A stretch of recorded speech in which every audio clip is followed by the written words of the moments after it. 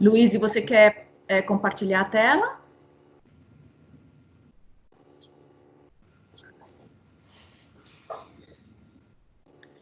Legal. Bom dia a todos. Já temos mais de 30 pessoas participando. Em respeito aos que estão chegando aqui no horário, a gente já vai começar com orientações gerais. Muito obrigada pela participação. Dizer que este é o primeiro webinar da Rede Empresarial Brasileira de Avaliação de Ciclo de Vida aberto para não associados. É muito bom termos essa oportunidade de falarmos brevemente da rede e do grupo de trabalho de economia circular, e logo mais teremos a expertise dos colegas da KPMG em fontes de financiamento. Talvez alguns recados no começo, comentar que, além de ser gravada, nós teremos, então, um intervalo total de 2 horas aqui para esse webinar. Por favor, coloquem seus nomes e organizações que representam no chat, e também as perguntas que forem tendo no decorrer das apresentações, para a gente, no final, citá-las novamente e encaminhá-las para serem respondidas aqui pelos especialistas que estão participando. O que não for possível, por alguma razão, respondermos hoje, nós vamos responder por escrito, por isso é interessante colocarem a sua organização e o e-mail, se não tiverem já entrado em contato conosco para receber esse link de participação. Um outro bem importante também, que por favor todos mantenham os seus microfones em mudo para não dar interferência e eco na hora dos colegas falarem. Talvez agora eu tiro a minha câmera e dou a palavra a Leonardo Guimarães Ribeiro, o presidente da Rede ACV.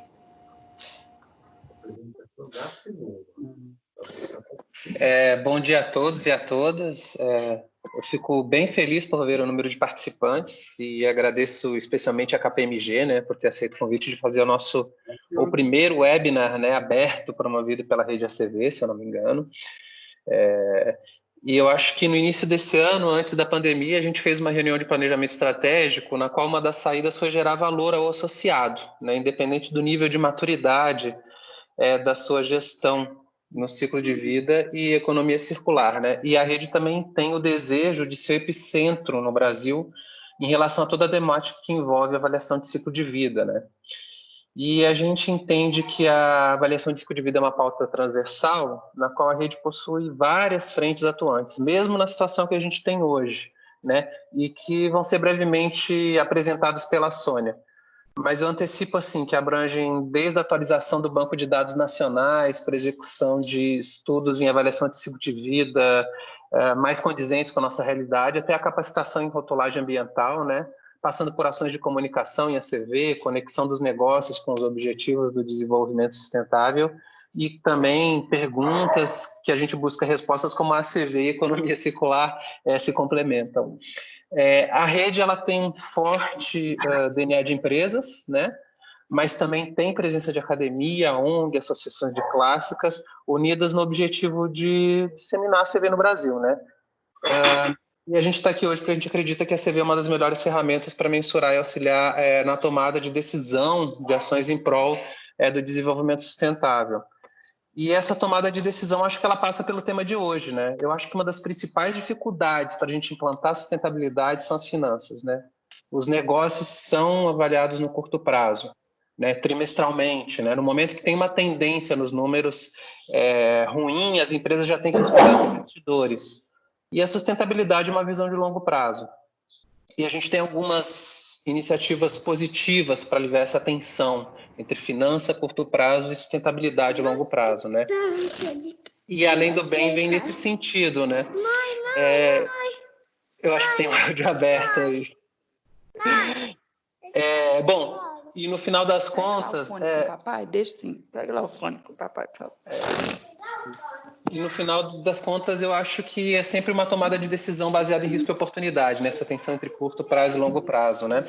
E a gente que é profissional que trabalha nessa pauta precisa começar a entender profundamente esses mecanismos de financiamento, para a gente auxiliar o nosso desejo também que as empresas consigam captar essas oportunidades, né? E as iniciativas são grandes e com um valor significativo. Só para ter uma ideia, né, a Europa lançou o Green New Deal aí, com o objetivo de dar segurança a investidores em projetos de longo prazo, né, projetos que tenham a pegada de sustentabilidade no valor de 1 trilhão de euros, né? E essa pandemia ela começa a colocar algumas questões também, nas quais as empresas vão ser avaliadas, né? O risco da reputação, né? Ou seja, as empresas vão ser avaliadas qual foi a resposta delas em relação a essa pandemia, né? Outras expectativas são que esses financiamentos, essa ajuda financeira que os governos vão dar, elas têm que passar por uma nova forma de estruturar a sociedade, de repensar o estilo de vida, né? Compras locais, enfim, uma maior percepção do clima, né? E também não deixar as expectativas da pauta que foi de Davos, né? ESG, Environment, Society Governance, né? De não deixá-las para baixo. Ou seja, há uma dúvida de como que isso vai ocorrer, mas espera-se que esse valor, que essa pandemia venha acelerar ou fortalecer esse pleito de sustentabilidade.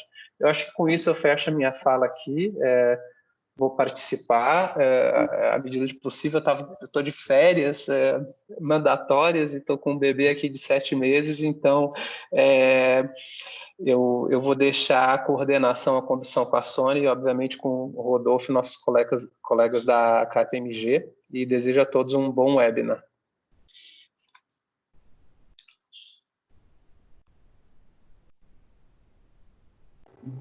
Perfeito, Leonardo, obrigada. Aqui é Sônia novamente, para os que foram entrando, um bom dia, muito obrigada pela participação. Apenas lembrar que o webinar está sendo gravado, inclusive para consultas posteriormente, e deixarem no mudo e fazerem as perguntas, por favor, no chat, que eu vou compilá-las e no final... depois da parte das apresentações da KPMG, nós abriremos essas perguntas aos colegas. O que não for possível responder em razão do tempo, ou talvez da complexidade da pergunta, enfim, de como encaminhar, nós vamos responder depois por e-mail. Por isso que é importante também sinalizarem aos que não receberam já o convite pela secretaria, sinalizarem a organização que participam e o e-mail para podermos dar retorno. Então, brevemente agora, após boas-vindas aí pelo nosso presidente, Leonardo Guimarães, da ArcelorMittal, eu falarei agora muito rapidamente do que é a rede, como ela funciona e está composta. Depois faremos também uma breve descrição das propostas de atuação e das entregas concretas do Grupo de Trabalho de Economia Circular. Abriremos para os colegas apresentarem a sua expertise em fontes de financiamento e, no final, faremos essa rodada de perguntas e debate entre os participantes. Então, talvez, como início, um pano de fundo, o que motivou a criação da rede por volta da Rio+20, um pouco antes e especialmente durante a Rio+20, houve vários manifestos empresariais no sentido de que, para tomarmos decisões mais fundamentadas e orientadas à sustentabilidade, era fundamental termos o pensamento de ciclo de vida. Para isso, inclusive, foi criada em 2002 pela ONU a Life Cycle Initiative, da qual somos membro, que dentro do escopo da United Nations Environment Program, que nos orienta a considerarmos impactos ambientais e sociais ao longo da cadeia de valor como um todo, de todos os processos envolvendo não só os que dominamos diretamente, mas o que acontece antes e depois do que nos é mais familiar.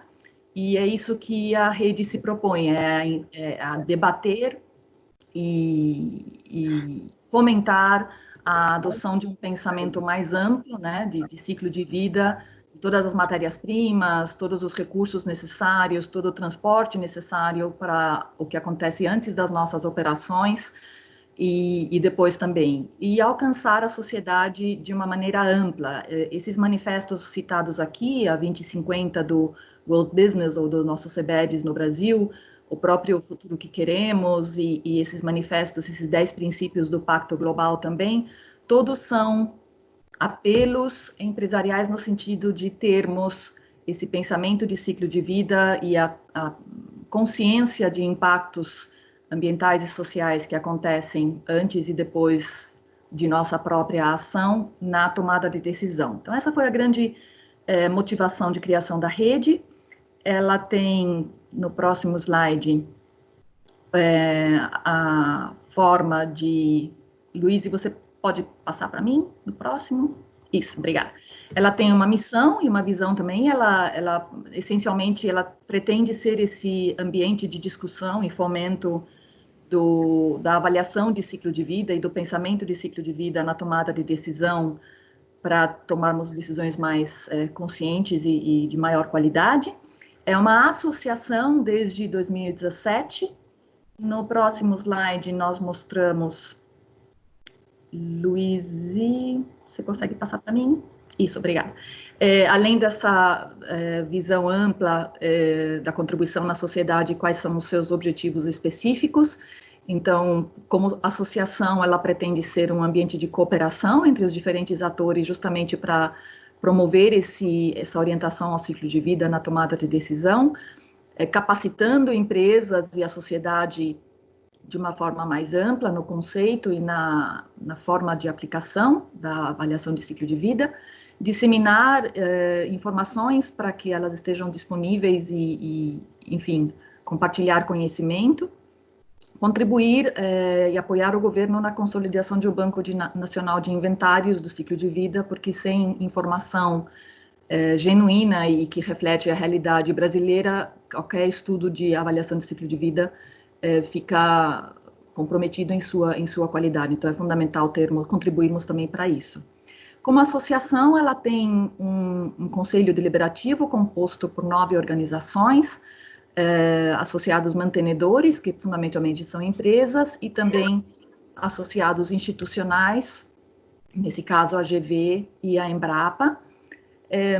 Vemos aqui já uma característica interessante da rede ACV, que é ter justamente o olhar de vários segmentos e vários níveis de maturidade em ACV e várias demandas também desse pensamento de ciclo de vida bem diferentes. Tem empresas que adotam isso para otimizar os seus próprios processos, tem outras que se aproximam da avaliação de ciclo de vida em razão de cobrança de clientes, por exemplo, ou de investidores cada vez mais.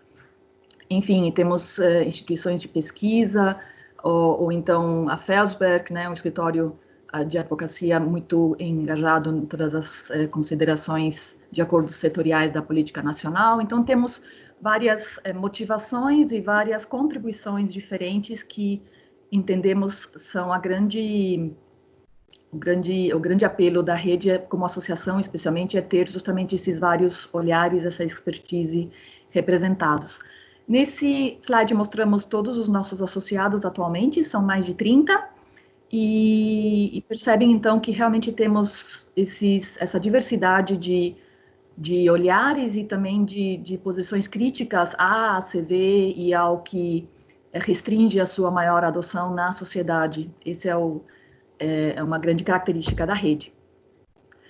Como trabalhamos, temos reuniões bimensais, onde temos sempre uma rápida atualização dos grupos de trabalho e também a apresentação de um tema especial, como esse que vamos explorar hoje, e uma boa prática de um associado. Por exemplo, na próxima, agora em maio, final de maio, dia 28, teremos a Ródia, do Grupo Solvay, compartilhando conosco a sua experiência em gerir o seu portfólio orientado à ACV. Muito interessante. Então, temos agora, atualmente, 6 grupos de trabalho. A capacitação, a rede oferece um workshop de sensibilização em pensamento de ciclo de vida, então não há necessidade alguma de conhecimento prévio de avaliação de ciclo de vida. O nosso papel é disseminar essa expertise e torná-la acessível, especialmente para leigos e para diferentes funções áreas dentro de uma mesma organização.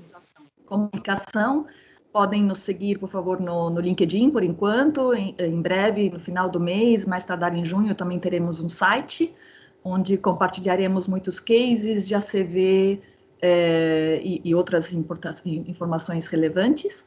Contribuímos para a consolidação do Banco de Dados brasileiro através de um grupo de trabalho específico. Também na discussão do papel de comunicação do rótulo, né, da informação no rótulo, tanto tipo 1, 2 ou 3. E também teremos uma capacitação de rotulagem, explorando cases de associados. Economia circular, que Rodolfo já falará em um minutinho. E no final de março agora, criamos, até em razão da parceria que estamos celebrando com a Rede Brasil do Pacto Global, um grupo de trabalho que explora a releitura dos Objetivos de Desenvolvimento Sustentável à luz dessa orientação de ciclo de vida. Então, considerar impactos ambientais de uma organização, por exemplo, ou de um país, considerando todos os fluxos, né, e impactos antes e depois dele. A KPMG, a Paula, que vai falar daqui a pouco, lidera a Comissão de Estudos de Metodologias e temos também uma ação transversal de construção sustentável desde final de 2018, quando promovemos no IPT um evento aberto para discutir a avaliação de ciclo de vida na construção, do ponto de vista de indústrias fornecedoras de materiais e serviços, do ponto de vista de arquitetos, de construtoras e do poder público também. Então, desde então, temos essa ação que tem sinergia, tem um trabalho conjunto com a Abramat, Sinduscon, Asbea, Green Building e vários atores no decorrer desses ano e meio. Então, agora, brevemente, quais foram os temas especiais que já tratamos desde 2017, nas várias reuniões bimensais da rede. Impactos, aonde que a ACV tem um terreno fértil para ser mais conhecida e aplicada pela sociedade. Então, vários especialistas aí falando desde precificação de carbono, o quanto isso estar orientado à avaliação de ciclo de vida é um diferencial dentro das discussões da precificação de carbono, do questionário EASY, o Dow Jones também, Renova Calc, com a Embrapa compartilhando sua expertise em desenvolver e aplicar essa metodologia, inclusive com capacitação. E hoje, o grupo de trabalho de economia circular, que foi criado a partir de uma dinâmica que tivemos com a Luísa Santiago, da Ellen MacArthur Foundation no Brasil. Temos a oportunidade, então, de falar brevemente do escopo desse grupo de trabalho e explorar possíveis fontes de financiamento, tanto para estudos de ACV como um todo, como especificamente afirmativos de uma solução em economia circular.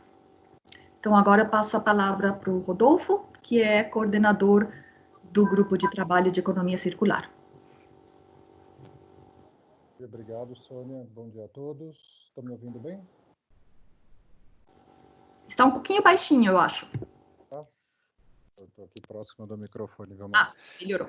Melhorou? Perfeito. Sim, muito. Bom dia a todos. Eu vou ser breve, porque acho que todos estão interessados no tema principal, né, que são essas fontes de financiamento, mas só complementando as falas do Léo e da Sônia, eu vou dar um breve relato aqui do que nós fazemos no grupo de economia circular, né, e quais os próximos passos aí que nós temos. Então, o principal objetivo desse grupo de trabalho, dentro dos demais que a Sônia mencionou aqui na rede, é a gente fazer esse link entre como a avaliação de ciclo de vida pode desenvolver, pode dar suporte, fomentar economia circular. Entender essa relação entre a ferramenta da avaliação de ciclo de vida e como ela pode dar suporte à circularidade, né, a modelos mais sustentáveis do que os lineares que a gente viveu até agora.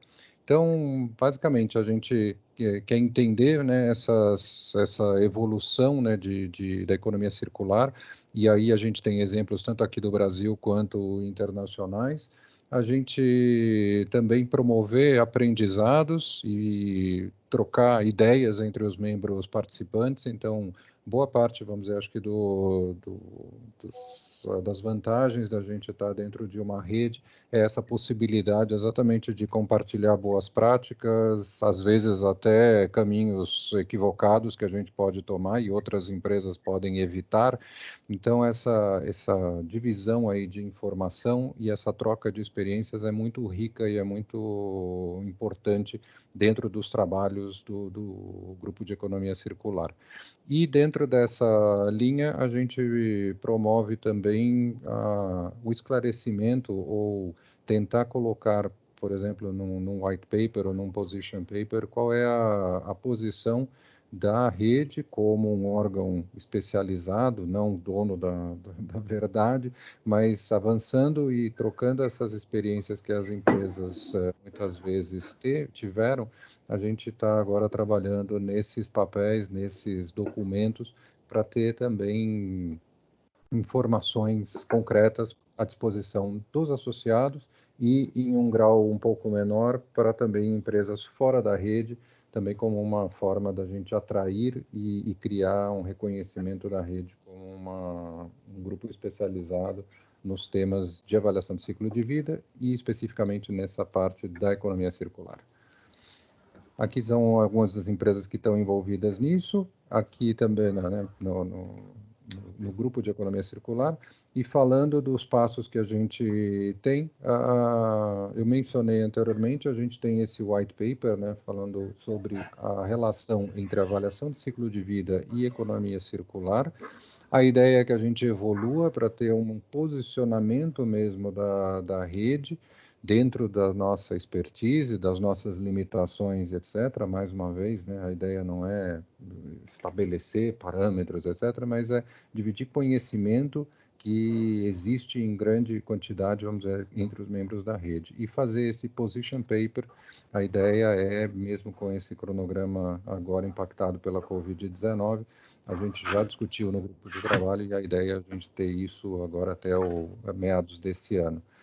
E dentro dessa discussão, a gente chega no tema atual, né, que é pensar em fontes de financiamento para iniciativas que fomentem circularidade, que fomentem a economia circular na sociedade.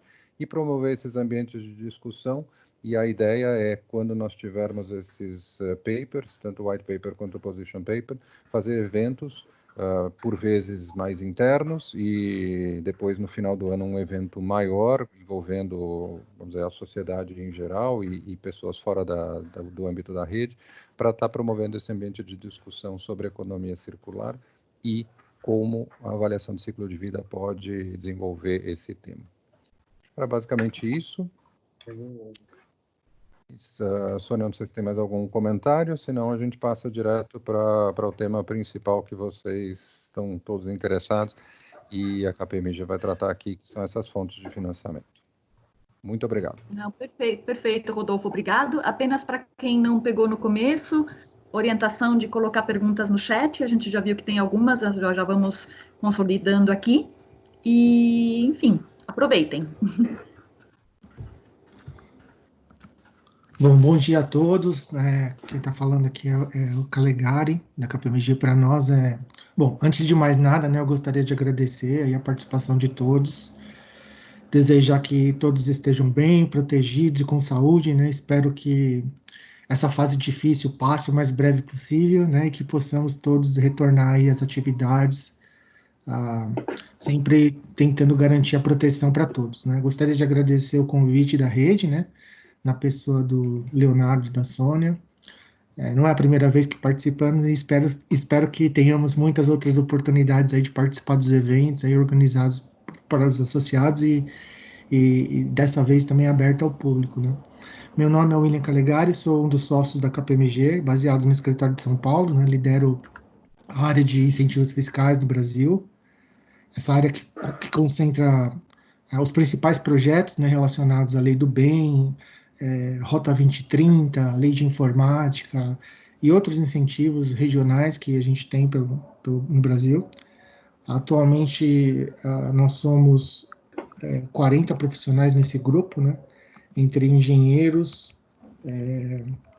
de várias especializações, engenheiro químico, elétrico, engenheiro de produção, ambiental, bem como a equipe tradicional dentro de imposto, com contadores, advogados e também profissionais de tecnologia da informação.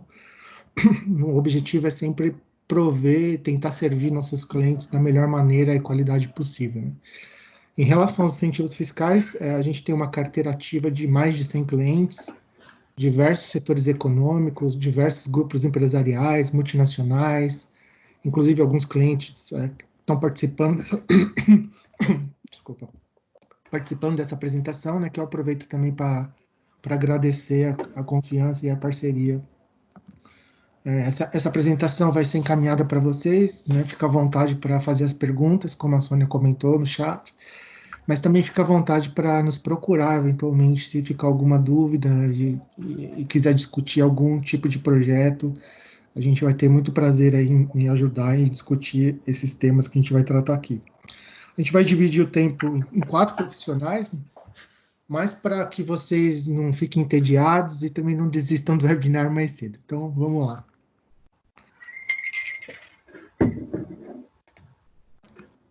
Bom, tratando da Lei do Bem, né, especificamente, a gente fala bastante da Lei do Bem porque essa lei, ela ficou conhecida como Lei do Bem por uma série de incentivos fiscais e benefícios, né, que o governo federal instituiu lá em 2005, ainda no governo PT, no Lula, e substituiu, basicamente, né, no quesito de inovação tecnológica, substituiu o antigo programa PDTI, PDTA, que era um programa muito focado para a indústria, era um programa burocrático, um programa difícil de você utilizar na prática. Tem um cachorro aqui concorrendo comigo. Um incentivo difícil de você materializar na prática, porque você precisava montar um projeto, submeter ao governo, depois que o governo aprovasse é que você poderia usar incentivo, né? Nem preciso dizer que era muito difícil das empresas usarem, né? Muito poucas empresas usaram o benefício durante 12, 13 anos que ele existiu. Então, a Lei do Bem, dentre outros incentivos, tratou também de redução de IPI para carro popular, tratou de redução de PIS e COFINS para computadores até determinado valor. Então, era uma cesta de bondades, por isso ficou conhecido, uma cesta de bondades, né, entre aspas, como ficou conhecido, que acabaram apelidando aí de MP do Bem, que depois foi convertida na Lei do Bem. A gente tem... E o que ela trouxe de novidade em relação ao PDT e PDTA foi a facilidade, né, de aplicação. Então, os contribuintes que preencherem os requisitos, né, da Lei do Bem, dos requisitos que estão impostos na legislação, ele pode fazer a autoaplicação, ou seja, ele usa o incentivo, claro que ele está sujeito a uma avaliação, né, do próprio Ministério da Ciência e Tecnologia, hoje o Ministério da Ciência e Tecnologia, Inovação e Comunicação, né, MCTIC, você tem uma avaliação, mas é sempre posterior ao uso do incentivo, né? A empresa tem condições de prestar esclarecimentos, tem, enfim, uma série de estágios dentro do MCT que permite que a empresa possa fazer a autoaplicação do incentivo. Então, ela teve início lá em 2005, né, a aplicação em 2006, teve um decreto 5798, que é o decreto que basicamente regulamenta, né, o conceito da lei. Depois teve algumas ampliações no incentivo, incluiu a possibilidade da gente utilizar ICTs privados e também não só públicos, mas privados. Depois a instrução normativa 1187, a Receita Federal ela regulamentou, em alguns pontos ela restringiu um pouco a aplicação da lei, mas ainda assim é o principal aí, regulamentação que a gente tem por parte da Receita Federal.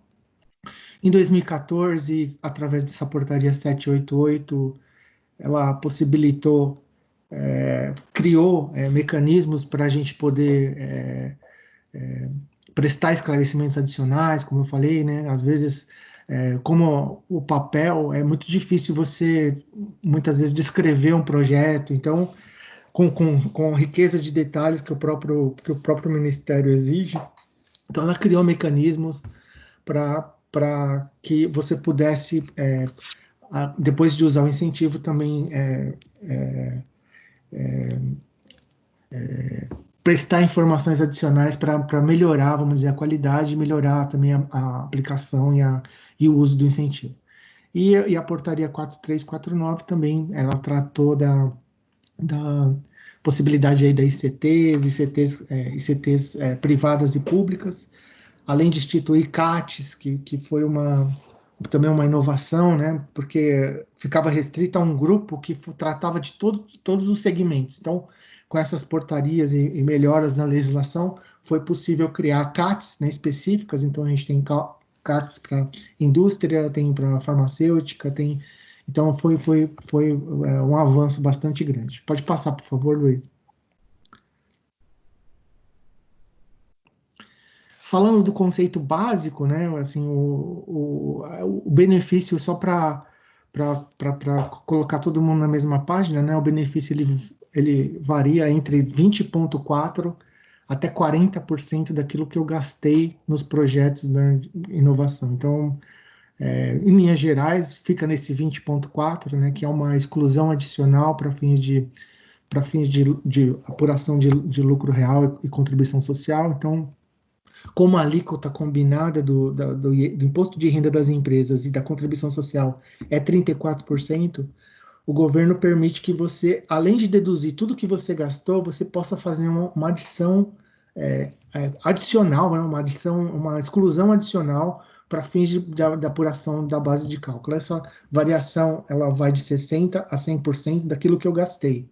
Então, se eu fizer uma exclusão adicional de 60%, como a alíquota do imposto de renda é 34%, né, imposto de renda e contribuição social ela representa 34%, ela vai, na verdade, representar uma economia tributária de 20,4%, ou seja, a cada 1 milhão que eu tiver gasto em projetos que são considerados inovadores dentro do conceito da legislação, eu posso recuperar 200 mil em forma de imposto de renda e contribuição social.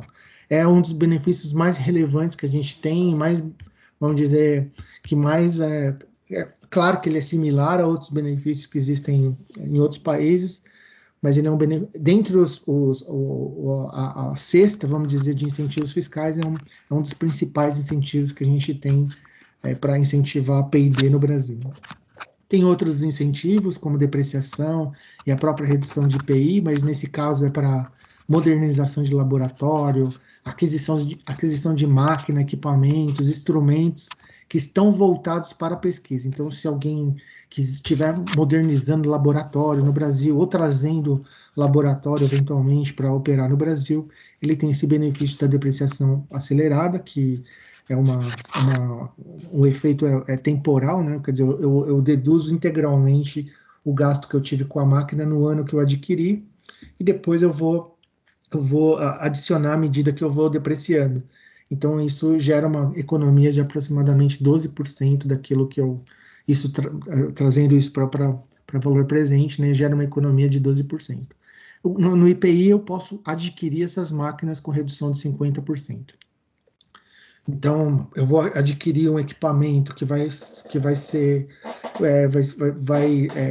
ligado aí para a minha área de P&D, um equipamento para eu fazer pesquisa, né? Eu posso ir lá antes da aquisição e solicitar a redução de 50% do IPI também, dependendo do valor e dependendo daquilo que a gente está adquirindo, é bastante relevante.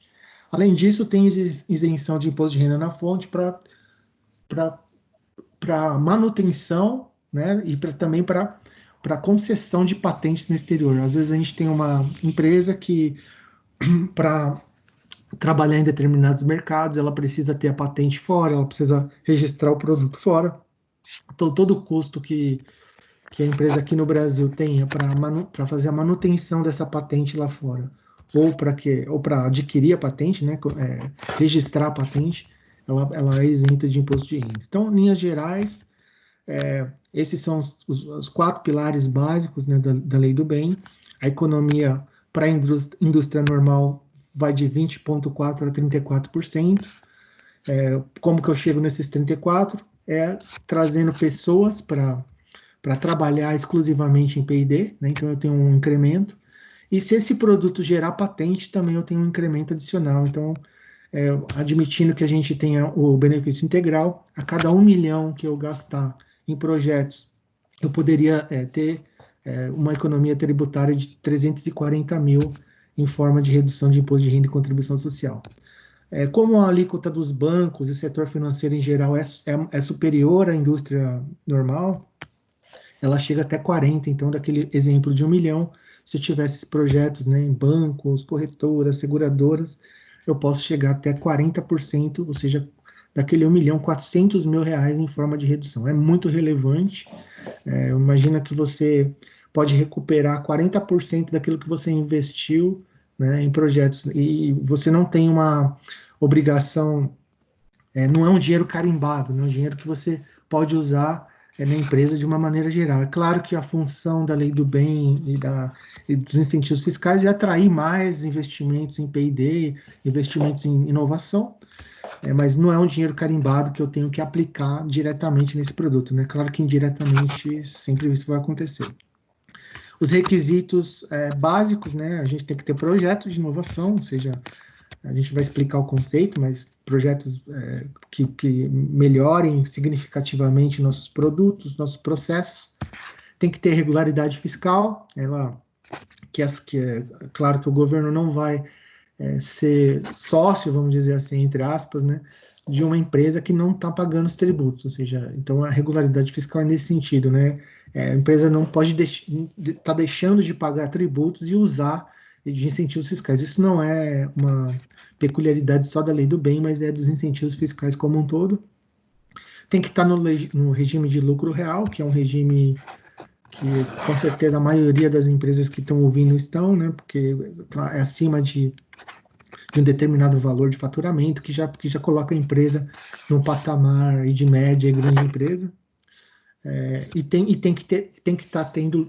que estar apurando lucro fiscal no ano, né? Ou seja, se eu não estiver apurando imposto, eu não tenho como fazer a redução do tributo. Isso está em bastante discussão agora com a situação econômica aí do país, porque muitas empresas não vão apurar lucro fiscal nesse ano, então está se discutindo bastante. A gente nunca viu um movimento tão grande nesse sentido de que permitir, né, que as empresas, mesmo com prejuízo fiscal, possam usufruir do benefício tributário da lei do bem. Isso seria uma inovação bastante grande e que a gente também é protagonista aí junto com a Ampei e outras consultorias e as maiores empresas aí que investem em P&D no Brasil. Então, nessa luta aí com o governo para que a gente possa ampliar e que esse benefício tributário possa ser usado, né, nos anos seguintes. Ou seja, quando eu faço inovação, eu não estou querendo simplesmente melhorar o resultado do ano, e sim é um projeto que geralmente leva mais tempo, leva até anos, dependendo da indústria ou da atividade que eu tenho, e que isso vai gerar receita para outros anos futuros, né? Então, o sentido do incentivo, ele, assim como em outros países, né, permite você carregar para frente, né? Então, tem países que permitem 3 anos, tem países que permitem 5. Estados Unidos, por exemplo, não tem limite, ou seja, o P&D que eu gastei hoje, eu vou poder, se eu não tiver condições de reduzir esse ano, eu vou poder reduzir nos anos futuros sem limite, ou seja, daqui 10 anos, se começar a gerar lucro, né, daquele negócio, eu posso utilizar o incentivo. Então, é nesse conceito que a gente está lutando. Pode passar, por favor, Luiz? E pode assumir aí Bom dia a todos. Aqui quem está falando é a Luíse. Bom, complementando aqui a fala do Calegari, né, onde ele está colocando esse importante incentivo fiscal que hoje nós temos para as empresas que atuam com pesquisa e desenvolvimento, eu venho trazer aqui um pouquinho, então, sobre o que é esse conceito de inovação tecnológica, né? Como ele comentou mesmo, uma das premissas, e a gente costuma dizer que é a cereja do bolo, né, é que a empresa ela tenha projetos de desenvolvimento para que ela possa utilizar esse importante incentivo fiscal. E o que a legislação traz, né? O que vem a ser, então, esse projeto de inovação tecnológica? Os projetos, eles têm que estar atrelados a um produto ou processo de fabricação. Então, quando a empresa ela busca a concepção de um novo produto ou um processo de fabricação, bem como a agregação de novas características a esse produto ou processo, que implique melhorias incrementais e efetivo ganho de qualidade ou produtividade, a empresa pode usufruir do incentivo fiscal. E o que isso quer dizer? Quer dizer que a empresa, se ela tem o desenvolvimento de um produto novo, ou um processo ou serviço, e ao mesmo tempo ela pode ter também já um produto ou processo de fabricação intrínseco à sua atividade, e no qual ela quer ter uma melhoria, né, em trazer aí um ganho de competitividade no mercado, incrementar esse produto ou processo, e de forma que ele traga uma visibilidade, né, que ele traga uma qualidade, que ele traga realmente uma característica nova, são projetos caracterizados como projetos de inovação tecnológica, os quais podem ser avaliados e utilizados para incentivos do benefício, tá?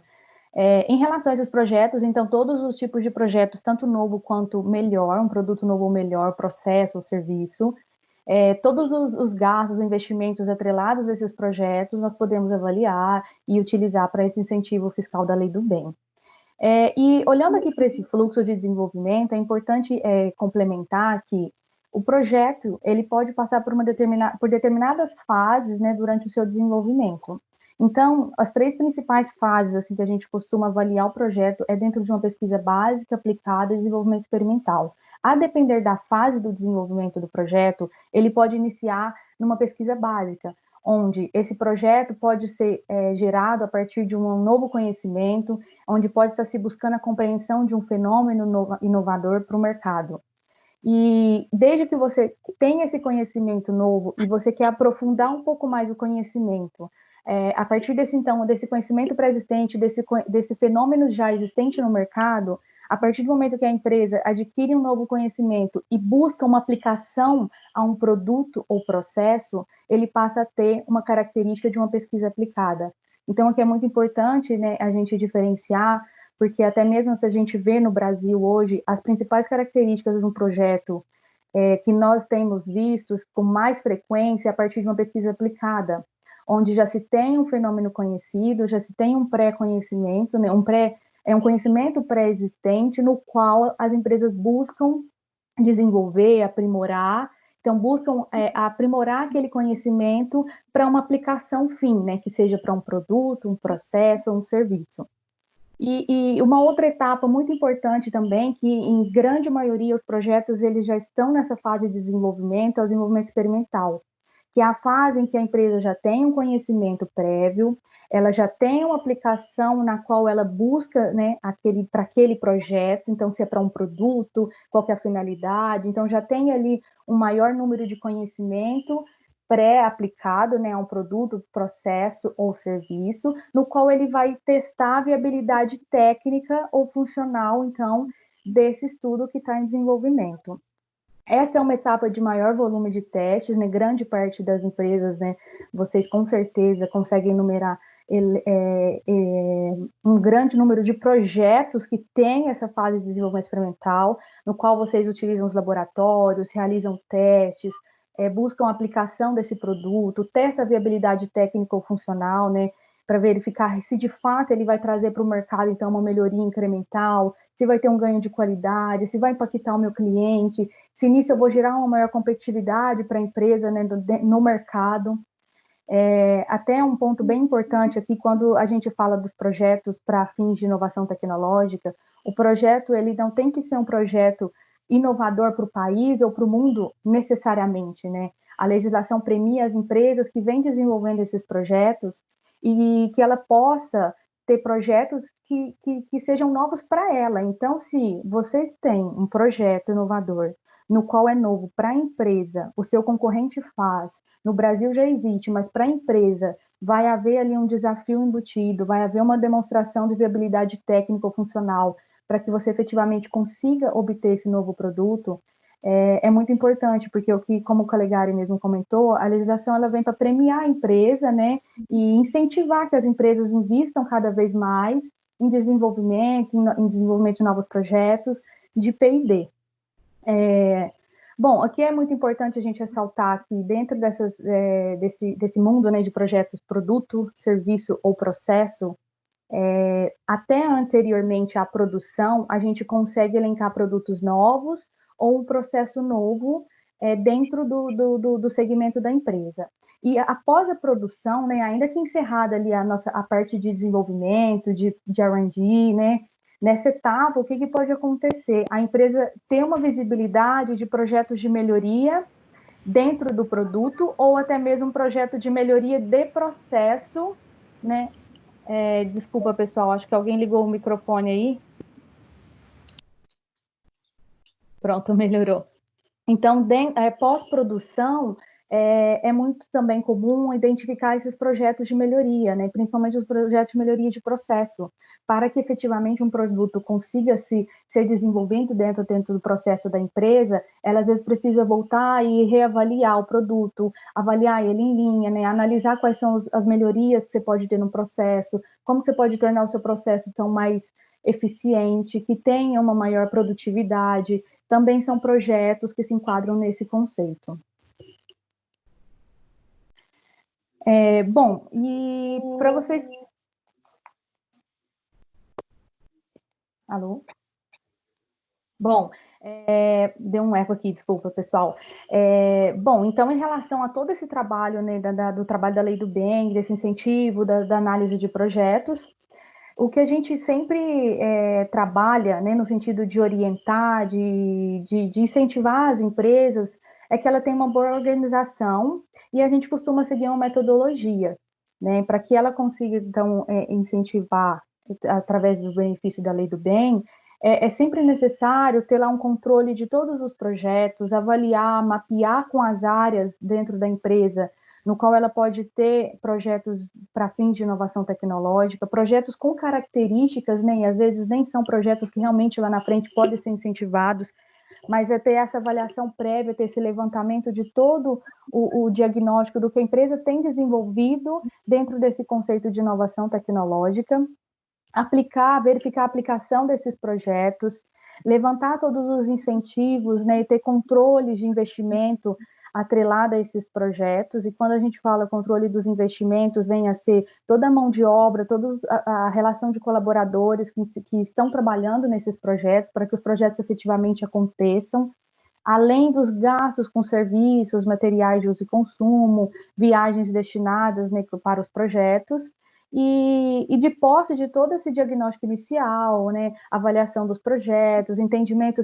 do enquadramento, né, no conceito da legislação, avaliação dos dispêndios atrelados aos projetos, se eles são elegíveis, se não são, qual que é a relação, a essencialidade, né, dessa despesa, tem toda a questão depois de reporte para o governo. Então, a empresa ela vai poder depois usufruir, né, ter esse saving, então ter uma recuperação, um incentivo fiscal, né, no IR e CSLL a pagar, e ter toda essa documentação preparada, todo o relatório, para que possa remeter ao governo, então entregar ao Ministério, de forma que ela possa usufruir, demonstrar quais são os projetos e quais são os dispêndios atrelados a todos esses projetos elegíveis para a Lei do Bem.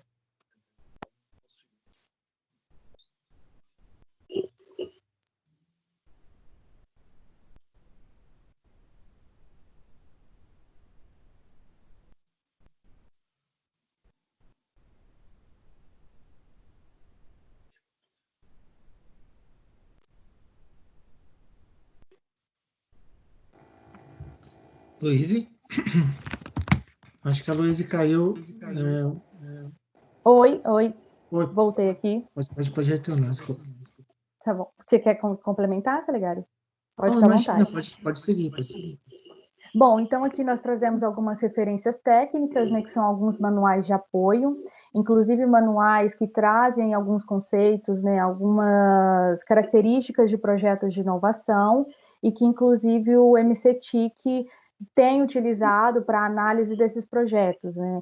E quando a gente diz que o MCTIC tem utilizado para análise dos projetos, é que todos os projetos reportados, então, para o Ministério, eles passam por uma avaliação da equipe técnica, a qual avalia se realmente aquele projeto está bem esclarecido, se o projeto está dentro dos conceitos da legislação, e pode até vir depois a fazer, né, algum questionamento, solicitar algum esclarecimento, e utiliza, então, como base todos esses guias, que é o manual do Frascati. A gente tem o guia da Lei do Bem, que traz também da ANPEI, né, que traz bastante instrumentos aí, que traz bastante orientação com relação ao usufruto do benefício da Lei do Bem, e também temos o guia prático da Lei do Bem do MCT, que são manuais disponíveis e abertos aí para qualquer empresa, para qualquer pessoa que tenha, né, que busque mais informações a fundo aí das características de inovação, dos conceitos, enfim.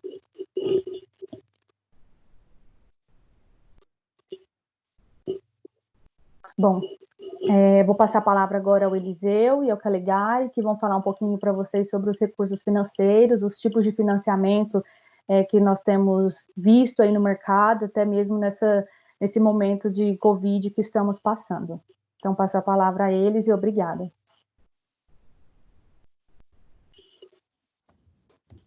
Bom, vamos lá. Calegari, quer começar? Eu começo? Como que você quer fazer?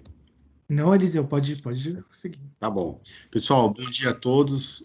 Obrigado aí pela oportunidade. Meu nome é Eliseu. Eu vou tentar aqui, de uma forma bem objetiva e rápida, né, expor alguns exemplos de oportunidades para fundos de financiamentos, né, recursos para financiamentos voltados à inovação, e acredito também que muitos deles são aplicáveis também nos projetos de vocês também de ciclo de vida, tá? Por favor, Luiz, pode começar. Quando você começa a pensar em fundos de financiamento, aquele slide anterior, ele traz uma visão assim, as empresas elas olham muito para o dinheiro, para o recurso, quanto de recurso financeiro eu preciso, né?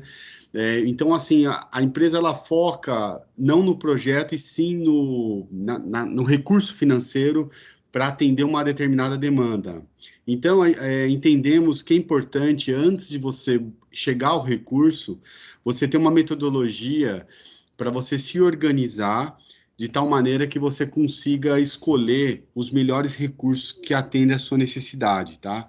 Então, a nossa metodologia, ela é bem simplificada, mas bem organizada, de tal forma que, primeiro, você tem que fazer um diagnóstico na sua empresa, do seu portfólio de projetos, e ver nesse diagnóstico, quais seriam esses projetos que seriam enquadráveis de acordo com cada escopo do projeto, tá? Depois disso, é importante você ter um bom descritivo técnico desse projeto, tanto no viés de técnico, de tecnologia, do escopo mesmo do projeto, mas também na questão estratégica, do planejamento estratégico do projeto. Então, é o plano estratégico de inovação. Nesse plano, você tem que escrever bem focado o que esse projeto ele vai trazer de benfeitoria tanto para a sua empresa, para o seu negócio, para o setor que você atua e até mesmo para a sociedade. Tá? Depois disso, você tendo essas informações em mãos, aí sim você vai olhar os órgãos de fomento.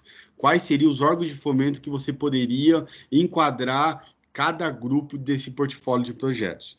E depois disso, muitas empresas, elas param aí. Elas acabam escrevendo o projeto, submetem e acham que acabou. E aí, quando vem a primeira parcela do pagamento, né, que é liberado, você vai dar continuidade ao projeto que você ali você está desenvolvendo, e quando você vai receber as próximas parcelas, você não consegue dar continuidade porque elas não são liberadas, porque não tem uma prestação de contas eficaz de forma eficiente também. Então, é importante também ter um controle, porque você vai ter que fazer a prestação de contas. É como construir uma casa, e o financiamento vai sendo liberado à maneira que a casa vai sendo evoluída. Essa é a mesma metodologia dos projetos para inovação. Tá? Por favor, próximo slide. Então, de uma maneira geral, primeiro você tem que entender o que eu quero financiar. Tá? Então, na maioria dos exemplos, existe dá para financiar quase todas as demandas, desde o pesquisa e desenvolvimento, equipamentos, até aquisição e planta piloto, tá? Então, é importante você também desenhar nesse seu plano o que você vai precisar de recursos próprios e também de recursos de apoio para você conseguir trazer esse funding que você precisa. Depois disso, você olhando, você vai conseguir... tem N categorias. Tem a primeira categoria reembolsável, que é aquela categoria que a gente até brinca que é de balcão, que é mais fácil, você apresenta o projeto e é um financiamento com uma taxa de juro melhor, com uma carência a pagar. Tem o não reembolsável, que seriam aqueles que também é conhecido como subvenção. Nesse caso, os não reembolsáveis tem que estar ligado à estratégia do governo. Então, não é tudo que o governo tem interesse que as empresas desenvolvam, tá? Tem o misto, que seria aquele projeto que parte ele é reembolsável e parte não. E também é importante os projetos de cooperação, tá? Que são projetos que é feito entre várias entidades, então pode ser empresas, institutos, empresas, universidades e assim por diante. Um outro ponto importante é a relevância do projeto no seu plano estratégico. Então, é importante você entender qual que é o grau da inovação. Então, o que representa essa inovação para a sua empresa, qual é essa relevância, o impacto para a sociedade e também as prestações de contas. Uma vez tudo isso entendido, aí sim você vai atrás das fontes de recursos de fomento.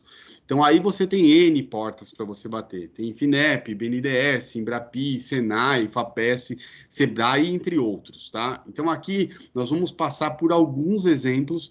A ideia aqui não é ensinar como fazer, mas é mais dar uma visão bem rápida e geral de como seria estruturado um projeto de financiamento, tá? Por favor, para o próximo.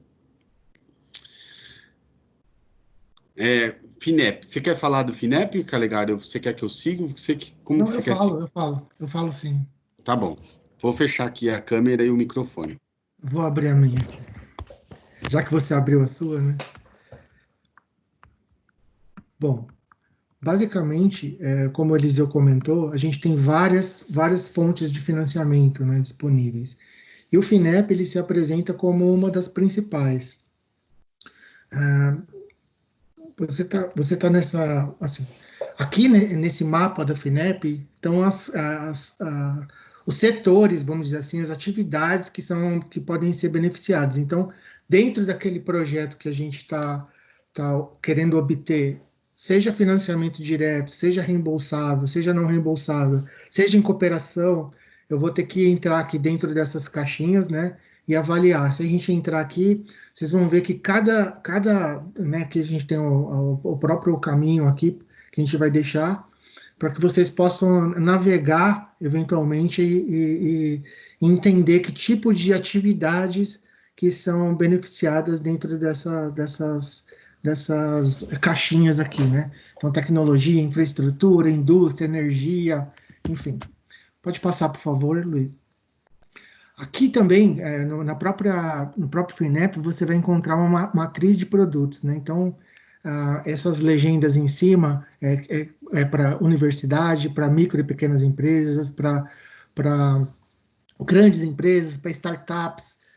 Então, já tem o desenho de que tipo de programa tem para cada empresa. Então, você também é autoaplicação. E o que está disponível, né? Os financiamentos reembolsáveis, o que é não reembolsável, investimentos. Então, cada caixinha dessa, você vai ter uma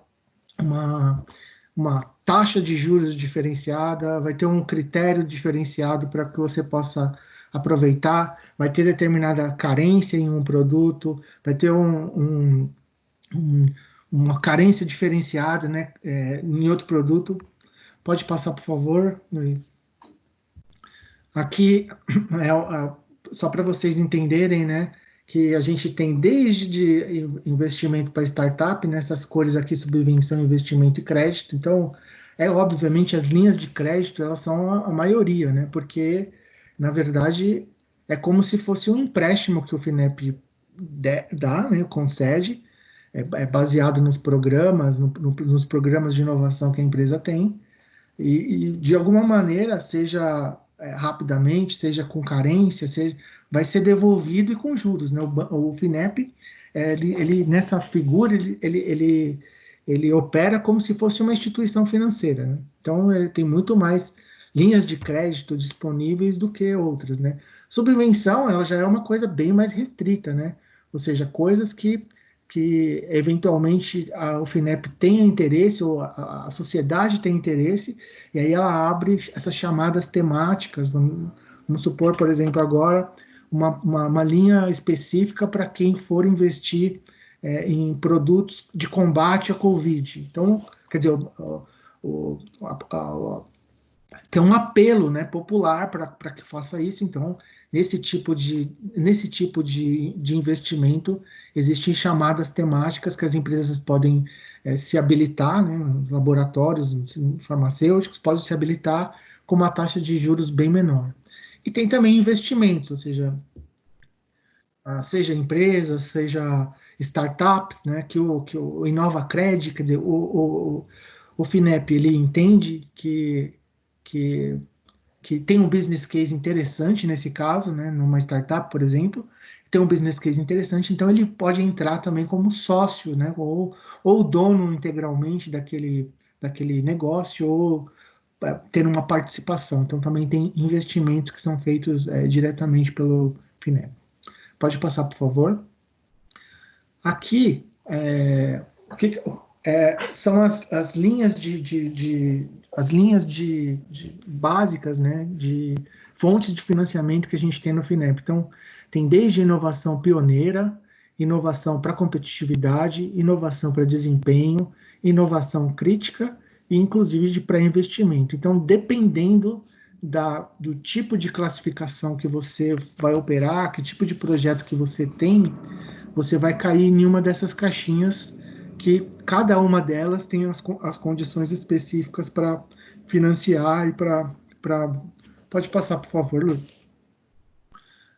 Aqui, basicamente, aqueles grupos lá, né, de ineditismo, de grau de inovação, eles vão ser divididos aqui, e cada um dessas linhas de crédito, vamos dizer assim, que permeiam, elas estão sujeitas a essas taxas, né, de TJLP, mais a combinação de juros. É claro que com essa redução dos juros que a gente tem visto, existem... nem sempre é uma vantagem você buscar o dinheiro da FINEP hoje em dia, né? Claro que eles vão também, à medida que esses juros vai reduzindo, eles também vão ter que se adaptar.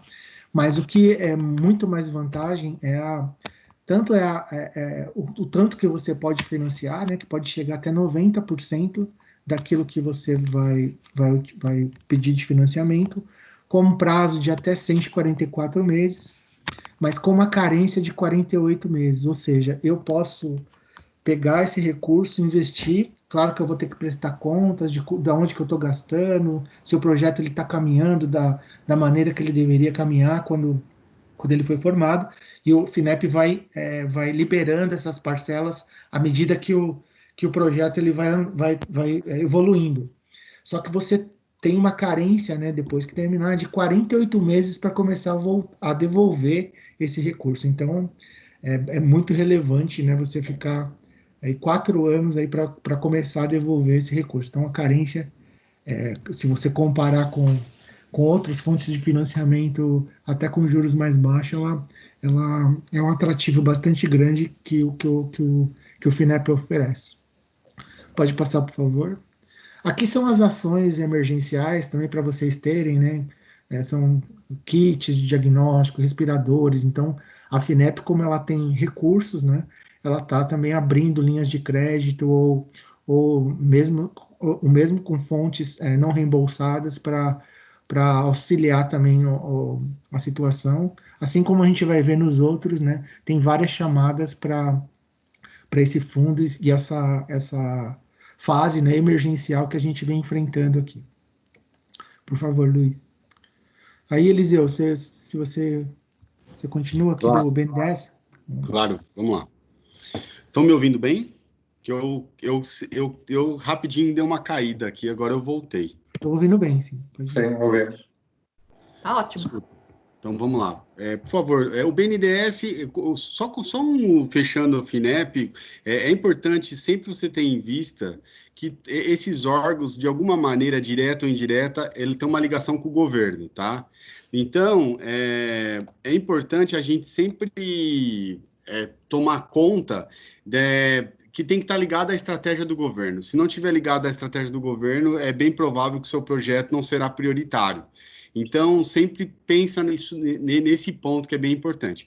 O BNDES é um outro recurso, que é o Banco Nacional de Desenvolvimento Econômico e Social. Pode ir para o próximo, por favor, Luiz? Como o próprio FINEP, ele tem essa linha também, essa linha focada ao Covid, tá? Que é específica ao Covid para atender essa necessidade específica. Então, aí você vai ter todas as informações necessárias e um volume grande de dinheiro para resolver esse problema sanitário e de saúde que estamos passando. Pode ir para o próximo, por favor. Assim, no próprio BNDES, ele traz um guia de financiamento. Então, até disponibilizamos aqui para vocês. Você pode entrar ali nesse guia, você consegue ali navegar nele, entender como que funciona, como solicitar, as formas de apoio, como que é calculada as taxas. As taxas têm uma metodologia de cálculo, se é subsidiado, se não é, tá? Então, em cima desse guia, você consegue, de forma geral, enxergar como que funcionam os mecanismos do BNDES, tá? Tem outras linhas similares, mas a gente vai focar mais as linhas que entendemos que é para inovação, mas ali do lado colocamos também algumas linhas para vocês. Pode ir para o próximo, por favor. Aí seria as taxas de juro, então tem um custo financeiro, mais um custo de remuneração e mais uma variação relacionada à taxa de risco. Então, a TJLP hoje, com essa questão da economia, ela vem caindo, então está em torno de 5% ao ano. Então, acaba sendo, apesar da Selic estar bem baixo também, as carências acaba sendo bem atrativo, como o próprio Calegari comentou. O grande gatilho do BNDES é o valor mínimo, tá? Então, é 10 milhões de reais. Então, isso, às vezes, a empresa não tem um volume de projetos que sejam tão necessários assim para conseguir chegar a esse número de 10 milhões. Então, o que você pode fazer é você fazer no seu planejamento estratégico de inovação, incluir também uma parte de aquisições, uma parte de investimentos em equipamentos, uma parte até de produção de lote piloto, de planta piloto também, né? E tem até opções até de fusões e aquisições, comprar uma nova empresa, né? Então, isso acaba sendo... Você consegue aumentar esse volume de dinheiro, de recursos que você precisa também, tá? Um grande ponto, a diferença do BNDES, você tem que entender que tem o apoio direto. O apoio direto é quando você bate na porta do BNDES, pega o seu plano estratégico e vai até o BNDES sozinho, sem intermediações. Essas são as taxas de juros para o apoio direto, tá? Pode ir para o próximo, por favor. Mas se você tem um canal intermediário que te ajuda, tem Desenvolve São Paulo, ou seu próprio banco, né, ou algum outro canal, você tem um apoio indireto. Então, como tem que ter uma certa um pagamento, né, intermediário, então tem uma pequena variação nas taxas também do BNDES para ter esse repasse. Então, é importante você ter essa diferença, porque às vezes nós estamos comentando uma taxa de juros e você fala, puxa, mas o projeto que eu estou com no BNDES não é essa taxa de juros que a KPMG ou Eliseu está mostrando, mas é porque você tem que avaliar qual que foi a sua porta de entrada no BNDES. Foi direto ou indireto, tá bom? Pode ir para o próximo, por favor. Aí é uma maneira geral de quem pode solicitar. Então, basicamente, todas as empresas, desde micro empresas até grande empresa, tá? Então, porque o BNDES mudou um pouco o conceito, porque antes ele focava mais em empresas grandes, né? Até por questão desse volume, mas agora ele mudou o foco. O foco agora é no projeto e não mais na categoria de empresa. Então, desde uma receita operacional menor ou igual a 360 mil até acima de 300 milhões de reais, você consegue entrar num projeto desse, tá? Pode ir para o próximo, por favor. Eu não estou entrando em detalhe, pessoal, porque essa apresentação depois vai ser disponibilizada para vocês. O que pode ser financiado? Basicamente tudo, tá? Desde a parte de produto, marketing, promoção do produto, produção, infraestrutura, o próprio modelo de negócio. Eu estou entrando no outro modelo de negócio, eu quero mudar minha rota tecnológica. Então, basicamente, todas as linhas e rotas seriam possíveis você conseguir enquadrar no seu plano estratégico, tá? Aí tem outros exemplos, até a fase de estudo também. Então, você pode fazer um projeto de pesquisa ligado com um projeto de inovação, ligado com um projeto de engenharia, ligado com produção. Então, ele é bem abrangente, o BNDES, até mais que o FINEP, tá? Pode mais. O Embrapi é um outro fomento, tá? O Embrapi é um órgão do governo, porque o governo, desde do Marco Legal da Inovação, ele vem incentivando as empresas a ter projetos compartilhados com institutos, universidades, meios acadêmicos, né? Que lá fora do Brasil isso é muito comum. E aqui no Brasil as empresas acabam fazendo o desenvolvimento, a inovação dentro da empresa, e o pessoal da universidade, da academia, acaba fazendo mais a pesquisa só, mais com viés acadêmico.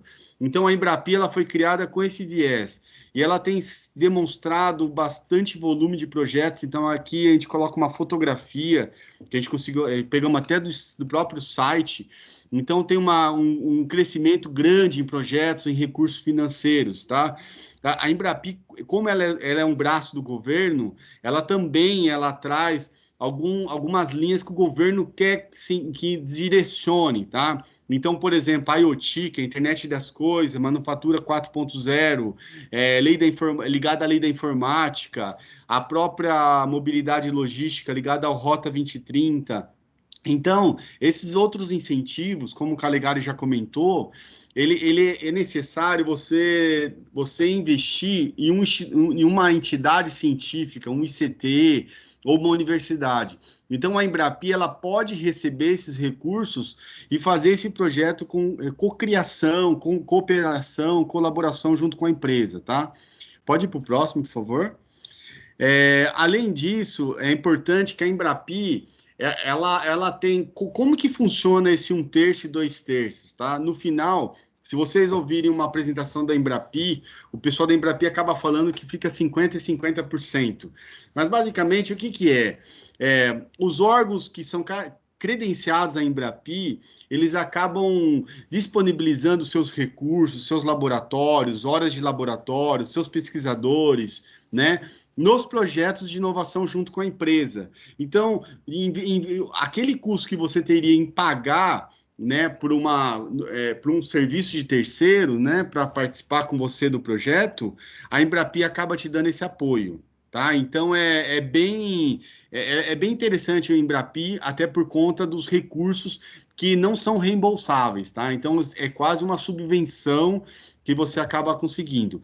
Ali tem as linhas, né? Então, o governo ele tem o interesse nessas linhas, então, tecnologias aplicadas, manufaturas e mecânica, biotecnologia, materiais e química e tecnologias da informação.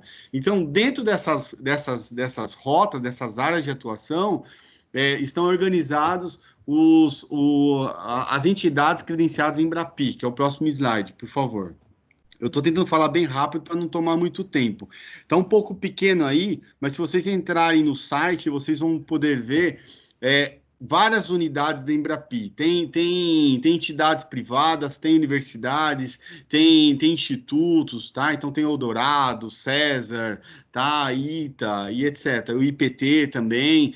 E cada entidade dessa, ela está credenciada na Embrapi como para atuar naquelas áreas de atuações específicas.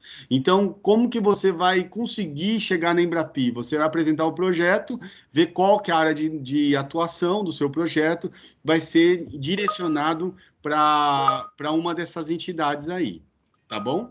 Pode ir para o próximo, por favor. Aí, como os outros órgãos também ligados à linha estratégica do governo, a Embrapi também tem linhas focadas no Covid-19. Então, aí são algumas chamadas que estão ocorrendo, tá? Ligadas ao Covid também, ligadas junto com a Embrapi. Tá? Então, vocês podem ver que tem bastante coisa. Se você é de uma empresa da área de saúde, tem bastante oportunidade para vocês. Pode ir para o próximo. A FAPESP, ela é um instrumento do governo do Estado de São Paulo, né? A gente chama de FAPES, né? Então pode ser FAPENG, FAPESP, cada estado tem a sua. A FAPESP ela acaba direcionando alguns tributos, né, coletados do próprio Estado de São Paulo, que são direcionados para a FAPESP. E como São Paulo ela tem uma arrecadação muito grande desses tributos, a FAPESP tem um volume de dinheiro muito grande a ser disponibilizado. Teve época, há momentos que a FAPESP tem até mais recursos que a própria FINEP, tá? Parece absurdo isso, mas no entanto, a FAPESP acaba fazendo projetos compartilhados com a FINEP, com a Embrapia, assim por diante. Aí no site da FAPESP, a FAPESP até então, ela era conhecida como uma entidade focada para dar bolsa para academia, tá? Então, dá bolsa para pesquisador, dá bolsa para doutores, mestres, assim por diante.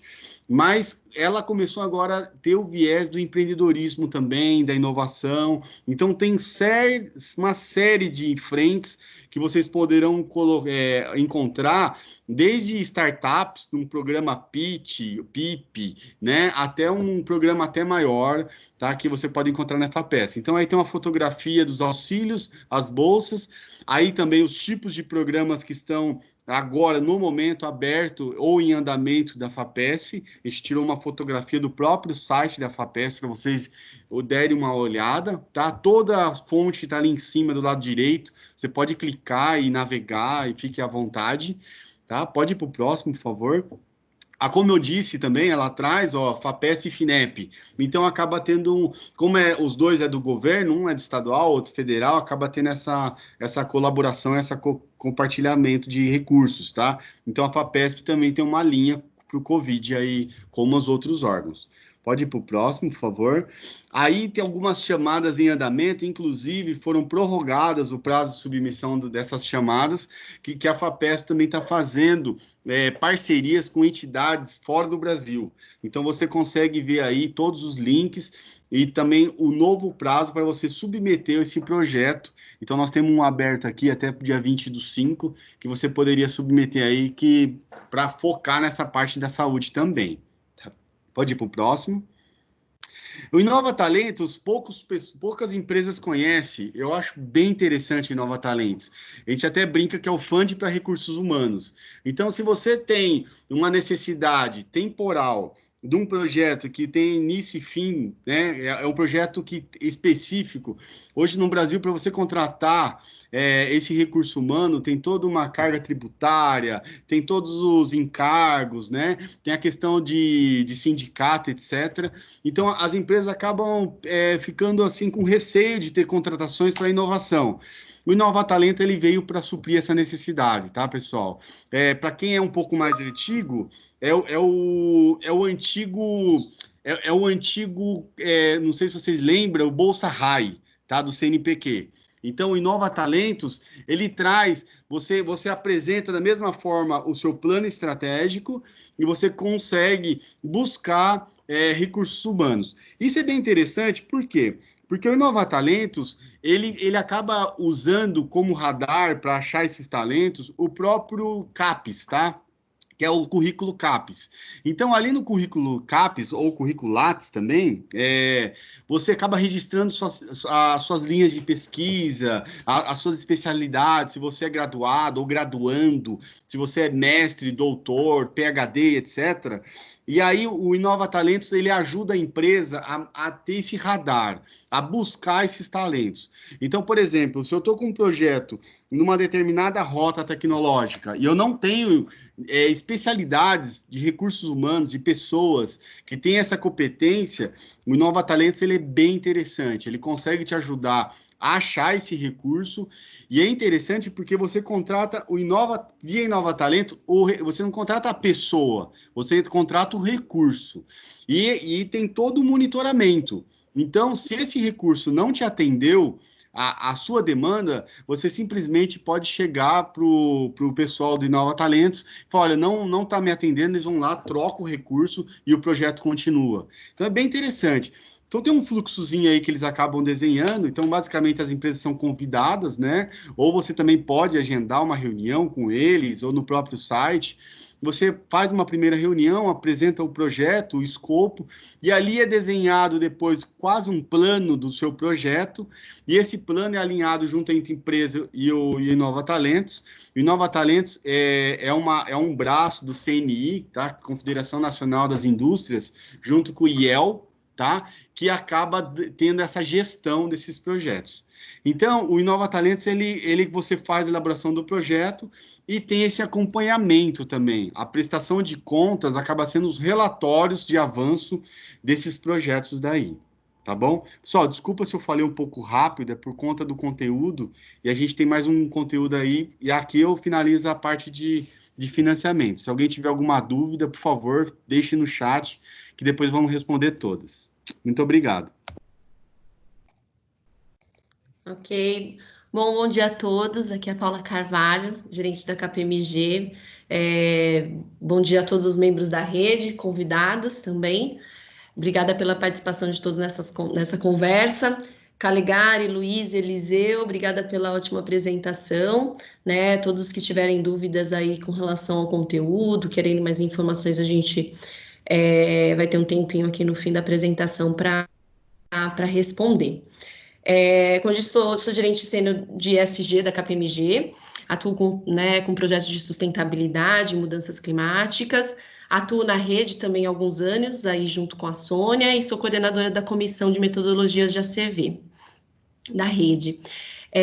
Hoje eu vim aqui para falar um pouco, em complementação ao que foi apresentado aí pelo Calegari, pelo Eliseu e pela Luíse, falar um pouco sobre outra forma de buscar recurso financeiro no mercado, específico para projetos aí que buscam uma menor pegada ambiental, né? Então, falando um pouco aí do Green Bonds. Deixa eu passar. A gente tem visto uma tendência global aí em direção a um investimento responsável. Cada vez mais os investidores institucionais estão reconhecendo o potencial de questões ESG, de Environmental, Social e Governance, afetarem a avaliação e o desempenho financeiro das empresas e dos projetos nos quais têm investido. E hoje, com essa crescente conscientização sobre o impacto social nas decisões de financiamento, dentro até de um contexto de risco climático, de escassez de recursos, as questões ESG, elas começaram a moldar um novo cenário de investimentos. E aí aparecem diversas terminologias que hoje a gente ouve falar, né, sobre Sustainable Investing, Responsible Investing, e todos são relativos a essa questão de integração das questões ESG no processo decisório e de gestão de aplicação dos recursos financeiros. Acho que tem alguém que está aberto aí com o microfone. Deixa eu ver se eu... agora... Bom, pode passar. E o investidor, na verdade, hoje, mais do que nunca, ele busca equilibrar os riscos, retornos, mas também fazer a coisa certa, buscando aí projetos que tenham aí um impacto social e ambiental. Tanto que em janeiro, né, desse ano, um dos maiores gestores de ativos do mundo, da BlackRock, que anunciou uma carta aos seus clientes que colocaria a sustentabilidade no centro da sua tomada de decisão. E isso tem sido seguido por outros investidores, outros gestores de ativos, e a preocupação efetivamente tem aumentado em relação às questões ESG. E todo mundo está indo nessa direção, principalmente com essa nova geração de millennials que tem buscado uma preocupação maior nos investimentos responsáveis. Pode passar. Pesquisas que foram realizadas mostram que existe uma propensão maior entre os millennials de investir de forma responsável. Essa geração tem 2 vezes mais interesse em querer pensões, por exemplo, que sejam investidas com responsabilidades em projetos que busquem um investimento sustentável, um investimento responsável. E aí a gente precisa olhar para essa geração e começar a agir, então, de forma diferente. E é isso que as agências hoje têm se mobilizado aí em buscar projetos mais focados aí e mais sustentáveis. E como que é o caso dos investimentos de impacto, né?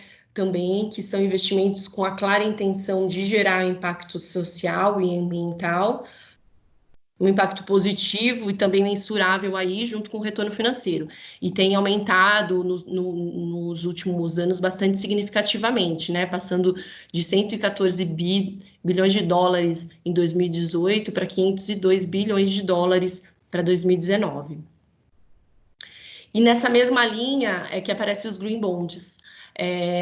Os Green Bonds, eles surgiram, né, aí como um importante veículo de investimento para os setores públicos e privados para financiar projetos com benefícios ambientais, como, por exemplo, energia limpa, transporte de baixo carbono, edifícios com eficiência energética.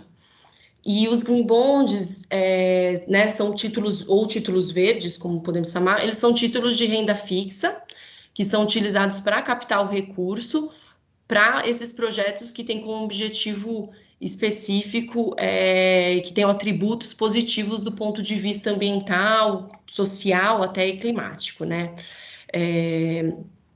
Eles são hoje uma alternativa importante para estimular essas iniciativas e as tecnologias sustentáveis e atrair novos investidores que têm essa preocupação específica em investimentos sustentáveis.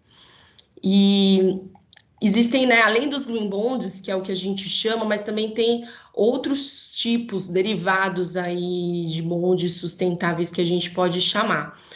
Tem o Green Bonds, que é específico para referente a investimentos para projetos com menor impacto ambiental, mas também tem o Climate Bonds, que são focados em projetos para mitigação e adaptação às mudanças climáticas, e o Social Bonds e também os Sustainability Bonds, que são para projetos mais amplos, que incluem também benefícios socioambientais.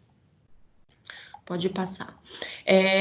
Em termos de mercado, os títulos verdes, os Green Bonds, eles têm se mostrado bastante atraentes para um número crescente de investidores, com interesse nessas opções de investimentos sustentáveis, e normalmente tem excessos de subscrições. Esse mercado tem crescido muito. O mercado de títulos verdes rotulados, né, como verdes, ele cresceu quase 80% entre 2016 e 2017 e mais de 50% entre 2018 e 2019, com um recorde aí, batendo o recorde de 258 bilhões de títulos emitidos em 2019.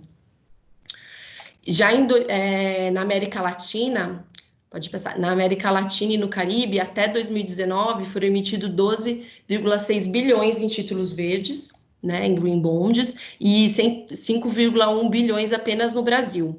No Brasil, ao todo, foram 19 títulos, vindo de 13 emissores. E quais os benefícios, né? Por que emitir Green Bonds e quais os benefícios e as diferenciações em relação a outros bonds e outros títulos do mercado, né? São diversos os benefícios, e aí tanto para os emissores também como para os investidores. Os Green Bonds, eles podem permitir o acesso a uma diversidade maior de investidores. Então, você tem um título, um título intitulado como Green, ele pode acessar investidores aí diferentes que consideram essas questões ESG de forma mais relevante.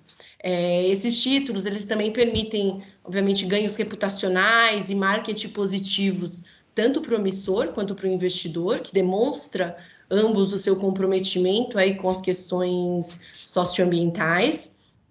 E os projetos financiados com recursos de Green Bonds, de emissão de títulos verdes, eles são geralmente bem estruturados e enquadrados dentro de uma estratégia de longo prazo da empresa.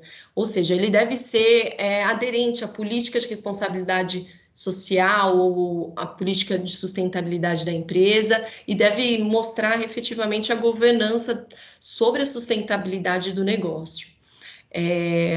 Além disso, né, também os títulos verdes, eles devem demonstrar maior transparência na utilização dos recursos, assim como nos outros financiamentos, acho que foram citados aí pelo Eliseu.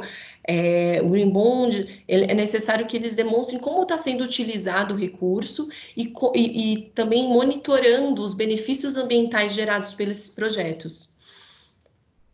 Então, isso traz maior confiança e credibilidade também para o investidor na aplicação do recurso nesses tipos de projeto.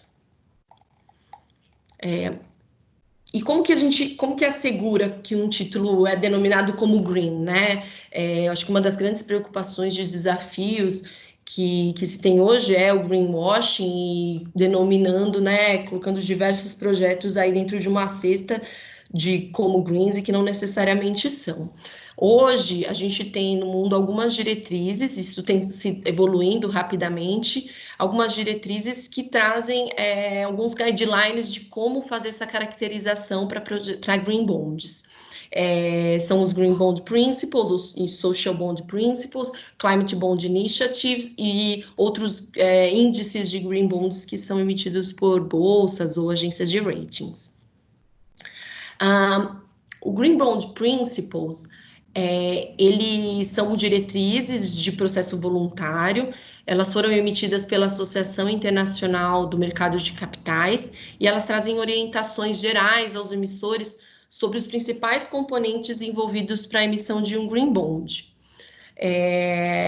O Green Bond Principle, ele traz 4 componentes principais, referentes ao uso do recurso, então como o dinheiro vai ser utilizado do recurso, o processo para avaliação e seleção de projetos que são elegíveis ao Green Bond, o gerenciamento de recursos e o monitoramento e o reporte. O Green Bond Principle, ele define cerca de 10 categorias que são elegíveis, mas que não são limitados, mas que precisa demonstrar esses benefícios ambientais, e dentre elas temos a energia renovável, o transporte de baixo carbono, construções eficientes, produtos eficientes e também produtos adaptados para a economia circular, que eu acho que cabe bem aqui dentro desse grupo. Então, o Climate Bond, o Green Bond Principles, ele tem uma gama maior aí de projetos que podem ser elegíveis aí, aplicáveis para aqueles projetos que têm um foco na redução do impacto ambiental.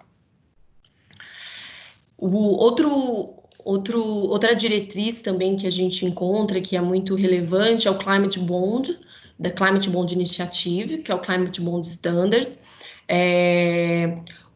O Climate Bond Initiative desenvolveu o Climate Bond Standard e que oferece aos emissores, então, uma oportunidade de terem seus Green Bonds, seus títulos certificados. Então, além de um guia de diretrizes e um guideline, que é o Climate Bond Standard, a Climate Bond Initiative, ela tem um esquema de certificação. Então, são padrões específicos por categorias de projeto, em que o bond ele é certificado, tanto pré como na pós-emissão, e são para projetos focados na adaptação e mitigação às mudanças climáticas. Também ele tem aí algumas opções aí de projetos que são elegíveis, categorias, para cada, então, categoria desses projetos tem padrões específicos, com critérios específicos que devem ser seguidos para se obter a certificação. E como que é o processo de emissão do Green Bond, né? Principalmente aqui via o CBI. O processo de emissão, a gente pode dividir aí principalmente em 5 etapas, né? Quando busca a certificação também mais especificamente. A primeira é a preparação, efetivamente, do Green Bond, que inclui a seleção e a definição dos projetos que vão fazer parte desse bond, a avaliação da elegibilidade em relação, né, por exemplo, no caso do CBI, a avaliação da elegibilidade em relação aos critérios que são definidos pelo CBI, ou também, por exemplo, pelo Green Bond Principles, e o desenvolvimento do seu framework, né, que é um documento que apresenta aí as principais características do seu projeto, os benefícios sociais e ambientais e referente às mudanças climáticas que o seu projeto vai trazer e como também ele está relacionado com a política de sustentabilidade da organização, com as preocupações e os benefícios que vão ser gerados. Em seguida, recomenda-se que o Green Bond seja verificado por uma terceira parte ou que seja apresentado para um second opinion. Eu vou falar um pouco melhor quais são a diferença desses dois processos de verificação, e isso seja feito antes da emissão. A verificação por uma terceira parte acreditada é obrigatória dentro dos critérios do CBI para a certificação, então a certificação demanda que seja feita uma verificação de terceira parte para se obter o selo. No caso do Green Bond Principles, por exemplo, que não é uma certificação, eles recomendam fortemente que se tenha uma verificação de terceira parte, mas, né, até por ser um guideline voluntário, não é um processo obrigatório. Mas no caso da certificação, também todo o processo é submetido, então, para o board do CBI, para que seja emitido o certificado para o título, né, que está sendo submetido. E após a emissão do título do Green Bond, é recomendado, o CBI exige que seus benefícios, e também recomendado pelo Green Bond Principles, que os benefícios dos projetos sejam monitorados e relatórios de desempenho sejam emitidos. E aí, monitorando os indicadores efetivamente que demonstram os benefícios ambientais que são gerados. Então, reportando os seus indicadores e o desempenho socioambiental. E uma questão também crucial dos Green Bonds é a questão da alocação de recursos, né? Os emissores do Green Bonds, é necessário que eles tenham uma gestão efetiva da alocação desses recursos, o qual eles devem ser utilizados, os recursos captados pelo Green Bonds, eles devem ser utilizados especificamente para os projetos elegíveis e que fazem parte desse bond. No caso do CBI, no caso de um bond certificado pelo CBI, é exigido também uma verificação pós a emissão, onde a auditoria vai avaliar o uso e a aplicação dos recursos que foram captados e também a avaliação dos indicadores de desempenho. Okay. Sobre verificação externa, né? Quais os tipos de verificação externa? Então, assim, apesar de não ser obrigatório, né, num contexto aí amplo do Green Bond, a revisão externa ela é altamente recomendada, né? Dentro também do Green Bond Principles, pois a avaliação externa ela confirma as credenciais ambientais dos projetos, ela garante maior transparência ao processo, pode diminuir custos de due diligence ambiental que os investidores venham querer fazer, e também atrai investidores não especializados, né, que possuem pouca experiência em projetos ambiental e têm uma confiança de que aquele projeto, aquele Green Bond efetivamente atende aos critérios ambientais e efetivamente gera benefícios ambientais dentro desse projeto, né? E hoje a gente vê 3 tipos de verificação, de revisão externa. A primeira é chamada de Second Party Opinion, ou uma opinião de segunda parte, que ela fornece a visão de um especialista externo de que os critérios ambientais do título, eles que são robustos, né? A opinião é geralmente fornecida quando o título é emitido e antes que o produto seja investido. A opinião, ela também geralmente se concentra na seleção dos projetos, mas não examina aspectos contábeis do gerenciamento de receita e de desempenho, né? Ela é mais limitada numa visão prospectiva sobre os benefícios ambientais que o projeto está sendo, que os benefícios ambientais que o projeto está sendo proposto, e também as políticas socioambientais de sustentabilidade e as estratégias da organização.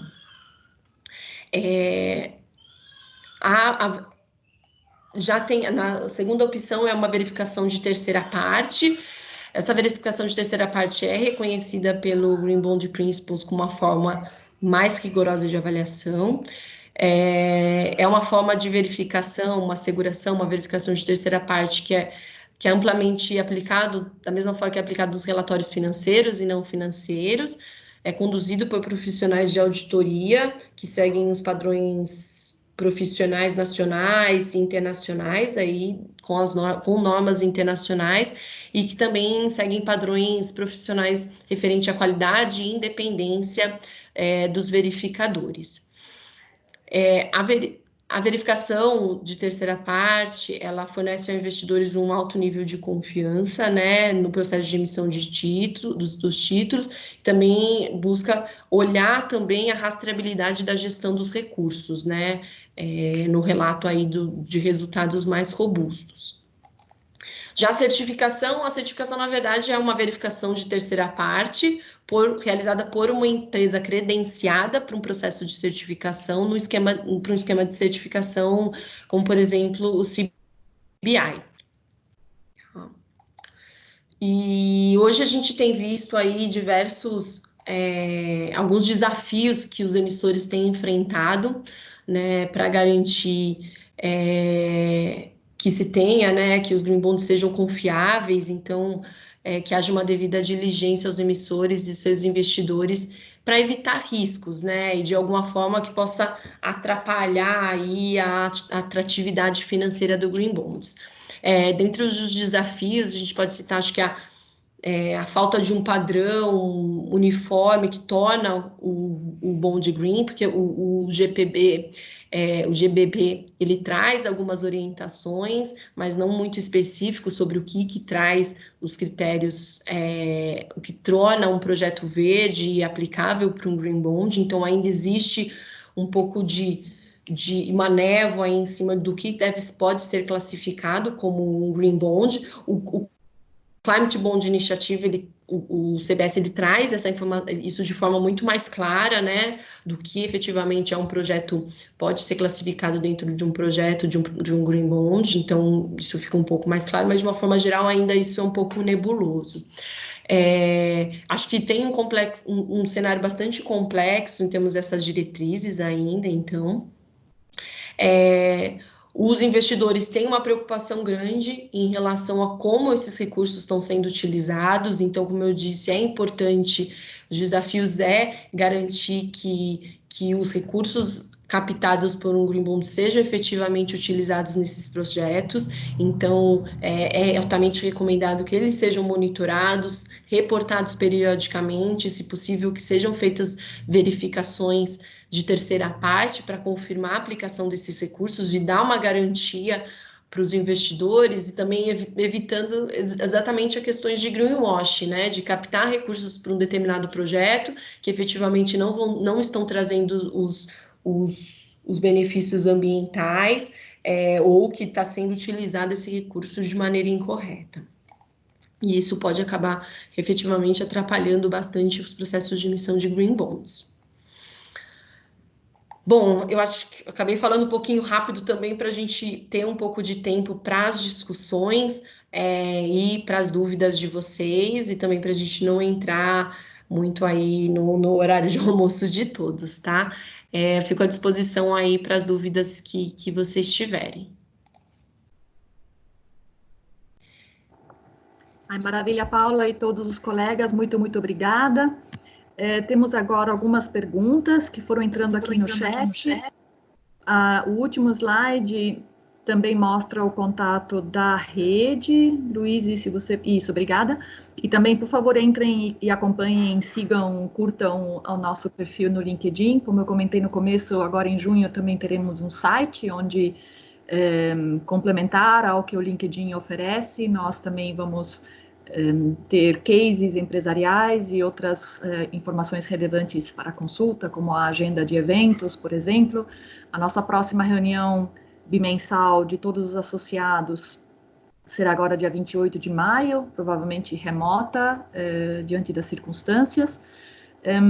Mas, enfim, entrem em contato pelo nosso e-mail, pelo LinkedIn, para a gente sanar mais dúvidas e sugestões e demandas de informação que vocês possam ter, que não exploramos aqui pelo chat. Então, a primeira pergunta veio do Carlos, da Grendene. Ele pergunta como estão os objetivos da rede, e a Luíse vai voltar ali só para, talvez, quem não esteve no começo, onde a gente falou das ações e das propostas, né, de impacto concreto da rede através da sua existência. Temos aí o objetivo, primeiro, é de criar esse ambiente de cooperação. Então, para quem ainda não é associado, que está acompanhando aqui, além desses eventos abertos, também convidamos aos que não são associados conhecerem a rede através da participação de uma de nossas reuniões ou então dos grupos de trabalho. Se vocês quiserem mais informação de data, enfim, e forma de engajamento, podem escrever para a gente, que a gente compartilha, seja para a reunião maior ou para participar do escopo específico de algum grupo de trabalho ou da comissão que é liderada pela Paula, da KPMG. Em capacitação, nós temos o próprio workshop de sensibilização em pensamento de ciclo de vida, que é oferecido para turmas abertas de não associados, por exemplo, ou pessoas individuais, ou mesmo em company. É uma contrapartida para quem já é associado, então não tem custo, já está na anuidade do associado, já está essa turma uma por ano. E ela tem um descritivo para quem tem interesse, é uma dinâmica de 3 horas, onde ensinamos através de ações bem práticas. Ali dividimos uma turma de 12 a 20 pessoas em grupos menores, e em 3 horas nós praticamente passamos pelas etapas de uma avaliação de ciclo de vida, mas de uma forma bem prática e intuitiva, não há necessidade alguma de conhecimento anterior. Dadas as circunstâncias da Covid, é possível também fazermos essa sensibilização de forma remota. Disseminamos informação através do nosso LinkedIn, do nosso site, em breve também, e estamos à disposição para quem quiser aí falar conosco, pelo e-mail, enfim, a nossa missão é tornar todo esse conhecimento acessível para a sociedade como um todo, e quanto mais descomplicado todo esse conceito e a sua aplicação, melhor, porque assim estamos promovendo uma adoção mais ampla. E estamos, através do BICT, que é nosso associado, em parceria também com a EcoInvent, que é um banco de dados internacional mais conhecido, estamos promovendo a consolidação do Banco Nacional de Inventários do Ciclo de Vida através do grupo de banco de dados. Estamos promovendo uma recontextualização de algumas informações que necessariamente são adaptadas a cada nova avaliação de ciclo de vida que é executada, adaptada à situação brasileira, por exemplo, da composição do nosso combustível, os nossos modais de transporte, que são bem diferentes do que está refletido nos bancos de dados internacionais. Isso para citar apenas dois quesitos, né? Então, 2 datasets para quem é do meio. Então, aí também temos mais informação, um descritivo dessa ação para compartilhar para quem tiver interesse. E agora, talvez, rapidamente, que temos mais alguns minutos para as outras 3 perguntas. Como eu disse, essa apresentação será disponibilizada, ela também está sendo gravada. E, enfim, contem conosco para mais informações e sugestões de atuação na sequência. Agora eu abro para a Luíse falar das outras 3 perguntas. Sônia, por favor, tá fácil para você só ler as perguntas para nós, por gentileza? Claro que sim. Eu tô sem... A Ana Lúcia Moradi, do CTEA e tal, perguntou como uma empresa pode se beneficiar se pagar uma bolsa de estudo para aluno de mestrado. Você quer que eu já leia as 3, Luíse? Por favor, por favor. Tá bom. O Luciano Gileno, que é consultor de ecologia industrial, gostaria de ter exemplos ou casos de sucesso de aplicação da lei do bem. Eu acredito que várias já foram passadas, mas talvez uma ou outra que seja bem didático. E Seiichi Suzuki, da Intercement, pergunta se pagamento de bolsistas de mestrado do Inova Talentos são despesas elegíveis à Lei do Bem. Tá ok, obrigada. Bom, vou ajudar também a Luísa aqui, o Calegari A gente também. não combinou quem que vai responder, né? Mas fica à vontade aí, a gente vai contribuindo, por favor. Tá, a da Bolsa de Estudo, eu acho que está ligado um pouco também, às vezes, com o Inovar, tá? O Inova Talentos. Então, que eu não sei qual que é o sentido da pergunta, se foi simplesmente uma bolsa de estudo de um mestrado qualquer, ou foi via Inova Talento. De qualquer maneira, ambos é importante que estejam relacionados a um projeto de inovação. Então, por exemplo, se tem um projeto de inovação e esse estudo ele se faz necessário como capacitação técnica, esse treinamento ele tem um viés técnico, né? E vai ser aplicado para o projeto de inovação, teria que avaliar, é claro, melhor as condições de contrato, né? Para ter uma resposta sim ou não. Mas há uma possibilidade, tá? Se for via Inova Talentos, é mais fácil, porque já é um órgão mais, assim, como eu posso dizer, já teve uma avaliação do próprio governo, né, que é um braço do governo, via CNPq, que teve essa avaliação que o projeto ele é inovação. E a gente até teve algumas conversas com o pessoal do Inova Talentos, e é possível ter esse enquadramento dessa capacitação técnica via Inova Talentos.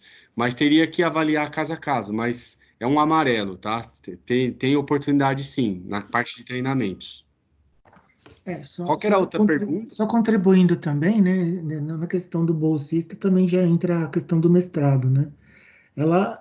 Ela já por natureza já é uma despesa dedutível para a empresa que paga, né? Quer dizer, obviamente que vai ter que estar ligado à atividade do profissional, não vai poder ser um mestrado de uma atividade diferente daquilo que ele vai ser capacitado, né? Dentro desses programas. Então, ela via de regra já é uma despesa dedutível e a empresa de alguma maneira já reduz lá do lucro tributável essa despesa com bolsa ou mestrado, né?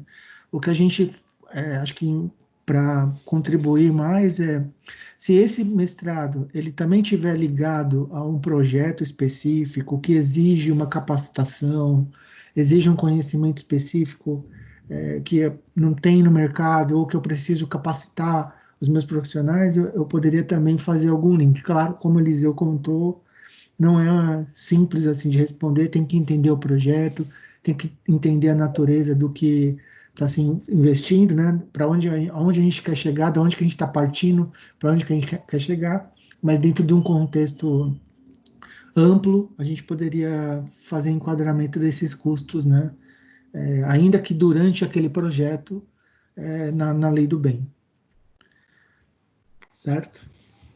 E casos de sucesso, não sei se fica também à vontade para vocês colocar, eu acho que tem muitos casos de sucesso, acho que a lei do bem ela é bastante ampla, como a gente falou aqui, ela engloba vários setores, várias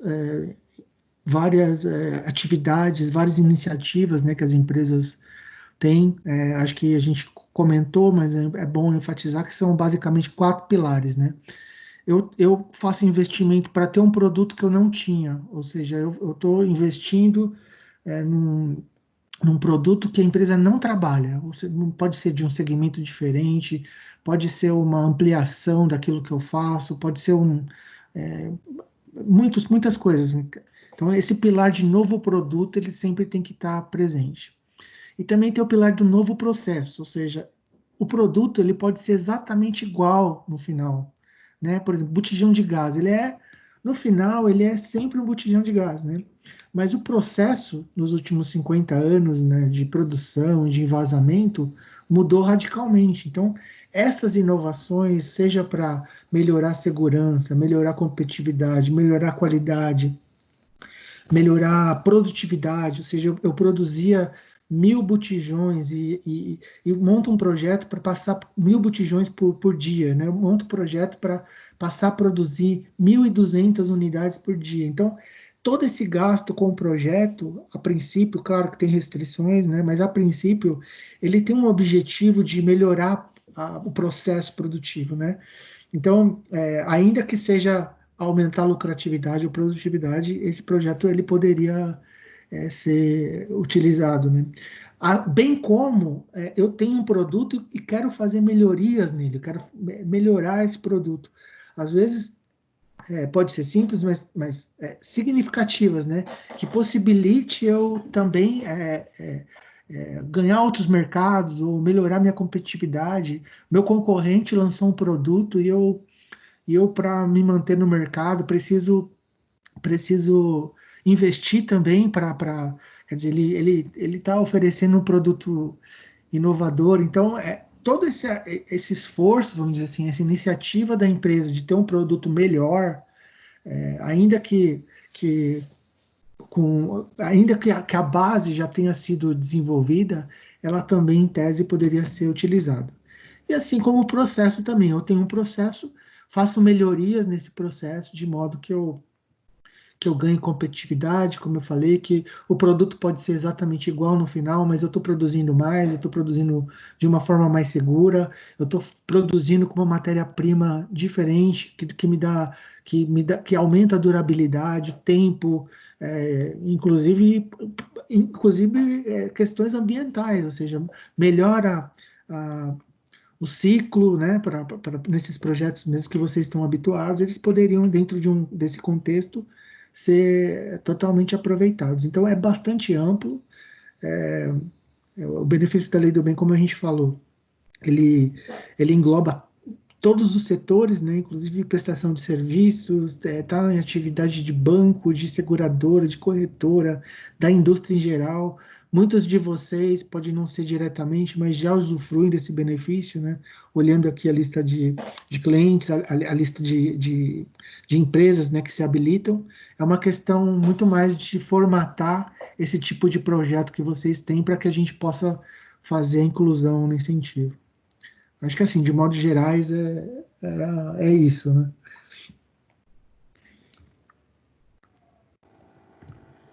Bom, foi até sem a gente treinar antes, mas conseguimos ser perfeitos aqui na atenção ao tempo total também das pessoas.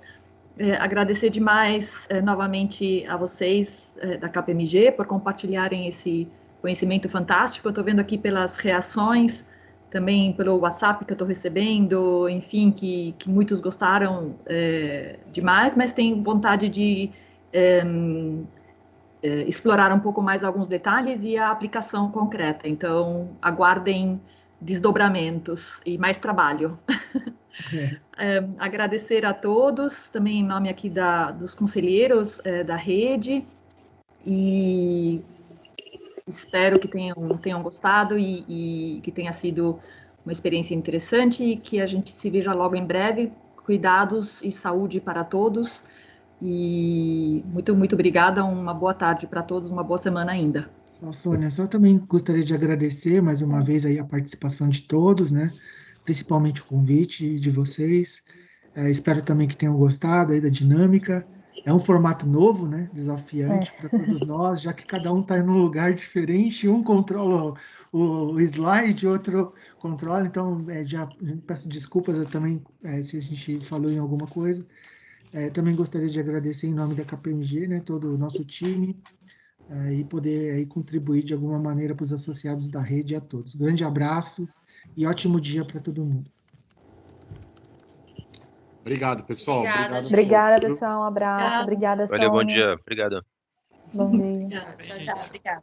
Obrigada, tchau, tchau. Obrigada, tchau.